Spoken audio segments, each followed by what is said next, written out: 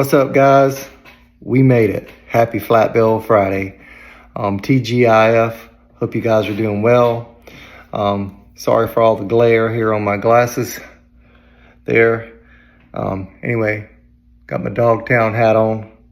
For any of you who are wondering what Dogtown is, think Tony Alva, Dogtown, and the Z-Boys. Here a few years ago, there was of course, a skate movie and a documentary around that part of our American pop culture and skateboarding and all that good stuff. Venice Beach area of California. Anyway, I just wanted to share with you a pickup I got this past weekend. I'm trying to catch up on things, of course, me just getting back from being in Europe. Work has been crazy this week. I'm trying to get all the hair's done. Everybody knows probably I cut hair for a living, so I've been having to double time it, especially with 4th of July holiday coming up. But what am I toting today? Well, today I'm toting a buck. This was a pickup this past week. This is a buck 264. It has those carbon fiber handles. That carbon fiber insert. There you can see the amble there, the buck amble. They carry these at my local Ace, and they're like $40. But again, this was a pawn shop pickup for $20. I'm loving it. Nice slim carry, pocket clip. There's that buck amble there. Liner lock, very sharp. This reminds me a lot of the CRKT, the one that you put in your shirt pocket. It kind of looks like a pen. It's kind of like my son has one. It's kind of like I don't remember what it's called, Gentleman or something like that. But again, great knife, great action. Just easy carry, light in the pocket. I'm carrying that, and then riding in my watch pocket today. I bought this, let me see here. It was before the Ellaville Knife Show. I was really digging some of the old Craftsman knives. And this was one I actually thought it was much bigger when I bid on it. It had some sharpening stone things going on. I did straighten the blade out some. This is an older Craftsman. It was so worn that the Craftsman is actually worn off of the shield there. Sorry if I'm having some, let me see something here. I'm having some focusing issues. There we go. I don't normally do that, but I don't want to restart this video.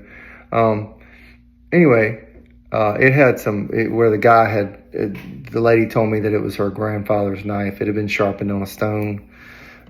Really nice snap on these little blades. There's your clip point. Here's your sheep's foot. This thing had a nice keen point on it. I mean, it was beautiful. And I dropped it on my kitchen floor on the tile, and it just broke that little tip right off of it.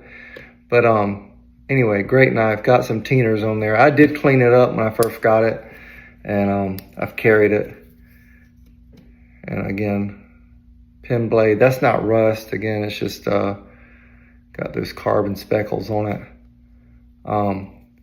Beautiful knife. Listen, a little snap on that. Very, very small. Very small. And you see my hand. Little small gentleman's carry. Perfect in the 5th pocket. That's where I carry it. Fun little knife. Again, Craftsman. What year, I don't know. It is an old one. I do know that. I think these were made by the Camillus company. If I'm right, somebody correct me. If you know anything about these, drop it in the comment. I did look it up when I first got it, and I don't remember, but I do enjoy that knife. And I carry this one today, and the knife that I want to talk about today was a pickup that I got this weekend, and I thought I got a good price on it. I had limited funds, being that we had just got back, and my wife, actually, after seeing this, she told me, like, go ahead and get it. So I did. Tax and all in, I paid $25 for this. This is a 1956 to 1988, but I think it's an earlier one in that. I think it's on the earlier side just by looking at the covers. The 80s ones look much darker, and you know, you can kind of tell era specific as far as how knives look. Even if it's a knife that's been made for a long time, there's usually differences between the eras and the way they do the Delrin covers. But here we go. Without further ado, it's a Scout knife. This thing was quite dirty. The knives in this shop, I'm gonna put a little video in here of me going over one of the counters. You'll see that the knives were pretty proud of them. This one was so dirty. It was the whole thing, all the bolsters, the back springs, everything was just rose colored. It was like this rose colored tarnish that I thought, it was so much so that I thought these were like the whole thing was like copper. I mean, the whole knife. I don't know how it oxidized that way, but anyway, the covers and the scales are in very good condition on this. I gave it a good rubbing, a good polishing and cleaning. The blade on this is full. There's your Imperial Tang stamp.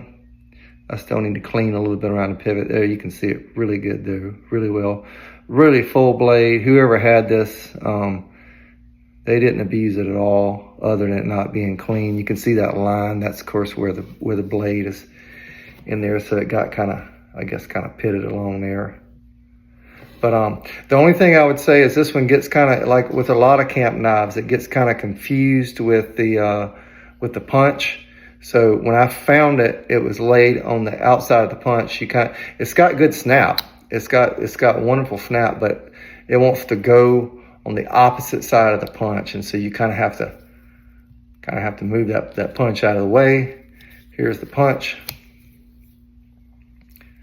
nice and full. Has that crimped over pull, nail pull. Great shape. Again, just a little confusion between the punch blade and the main blade. Can opener. No problems there. Flat tip screwdriver and bottle opener. But the blade channels on this thing were pretty good. You know, I did a lot of cleaning. Sorry, trying not to cut myself. I did a lot of cleaning. It's got some pitting in there a little bit, but actually it's not really too bad pitted. It just still needs some more cleaning. But this thing was in great shape. Blades are full. Like I say, other than that minor confusion between the main blade and the punch blade, there's that snap. Again, it just snaps right in there on all these blades. Just like I say, that punch, oh, almost got myself. That punch and that main blade get a little confused with one another, but that's kind of common on some of these old campers. But I thought I got a great deal. So what I paid for it, if I didn't share this, it was $25 out the door, and that was over in Summerville, South Carolina. My wife and I went down there Saturday, had lunch, did some antiquing, and just had a good day, just hanging out and being with one another. Our kids kind of were doing their own thing that day, and I was like, hey, let's go to Charleston and just kind of do a date day. It was a good time. There was a lot of good knives. There was there was a Girl Scout knife that I really wanted.